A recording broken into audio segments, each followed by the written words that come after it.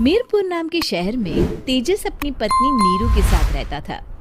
पति पत्नी दोनों ही नौकरी करते थे।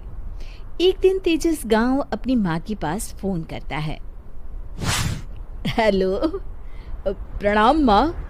जीते रहो माँ, तुम दादी बनने वाली हो हैं? अरे वाह, ठीक है बेटा, मैं कल ही आती हूँ। जब माँ जी शहर पहुंची तो बेटे बहू ने बहुत अच्छे से स्वागत किया। लीजिए माँ जी, चाय। अरे गर्मा गर्म पकोड़े ले आओ माँ के लिए।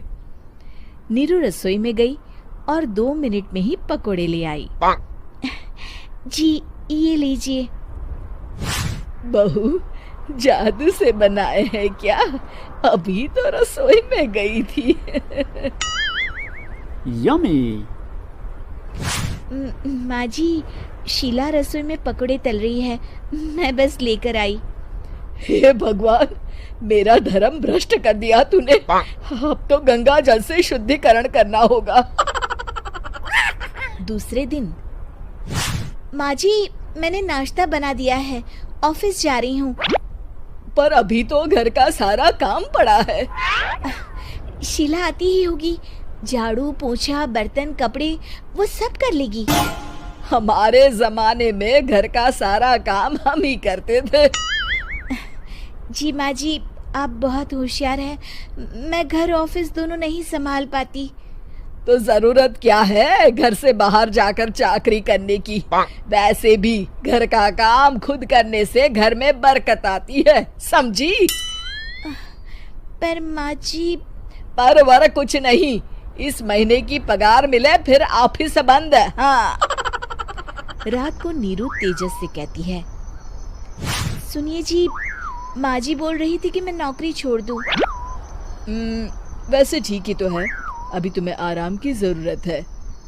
फिर भी आराम कहाँ, शीला को छुड़ाने के लिए बोल रही थी। तो अब 24 घंटे में इतना काम तो कर ही सकती हो। पर जॉब पसंद है मुझे, घर पर मन नहीं लगेगा। अगले दिन जब दोनों ऑफिस के लिए निकल रहे थे, मेरी तो कोई कीमत ही नहीं है इस घर में। माँ जी, आजकल महंगाई बहुत है, रहन सहन भी बदल गया है, दोनों नौकरी करते हैं तभी ठीक रहता है। अच्छा, तू कहना क्या चाहती है? मेरा बेटा तुझे बिठा के खिला नहीं सकता? तू ही इस घर का खर्च चला रही है, हैं? नहीं माँ जी, मेरा वो मतलब नहीं था। मतलब खूब समझती हूँ, ये बाल धूप में सफेद नहीं किए मैंने। हाँ। अब तो ये रोज का काम हो गया था। तेजस भी रोज की झिकझिक से परेशान हो गया था। एक दिन उसने कहा, नीरू, वैसे भी तुम्हें मैटरनिटी लीव मिलने वाली है, तो अभी से ही छुट्टी ले लो। पर क्या, मेरी सैलरी अच्छी खासी है। आखिर नीरू ने रिजाइन कर दिया। जब बच्चा हुआ तो घर में सब बहुत खुश हुए। कुछ दिनों बाद तेजस फाइल देख रहा था। क्या हुआ तेजस, कुछ परेशान लग रहे हो? हाँ, वो हमारी जितनी सेविंग्स थी वो तो हॉस्पिटल में और छठी के फंक्शन में खत्म हो गई है नीरू। और अभी वैसे मंदी चल रही है तो मैं बोल रही थी कल मुन्ना को हेपेटाइटिस का टीका लगवाना है। नीरू, क्या पोस्टपोन नहीं कर सकते? नहीं जी, बिल्कुल नहीं। अब तेजस को समझ में आ रहा था कि उससे गलती हुई है। पैसों की कमी का असर घर के माहौल पर भी पड़ रहा था।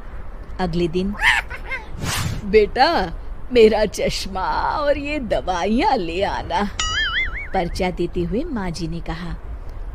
जी। तेजस, मुन्ना के लिए दूध का डिब्बा और डायपर भी ले आना, और ये किराने के सामान की लिस्ट है, इसे भी लाना है। तेजस गुस्से में लिस्ट मरोड़कर फेंकता है और चिल्लाता है, पैसे क्या पेड़ पर उगते हैं? ये ले आना, वो ले आना। अरे पर ये जरूरत का सामान ही है। वो गुस्से में बिना कुछ कहे ऑफिस चला गया। अरे लंच तो ले जाइए। नीरू दौड़कर डिब्बा पकड़ाती है एक दिन खाना खाने के बाद, नीरू,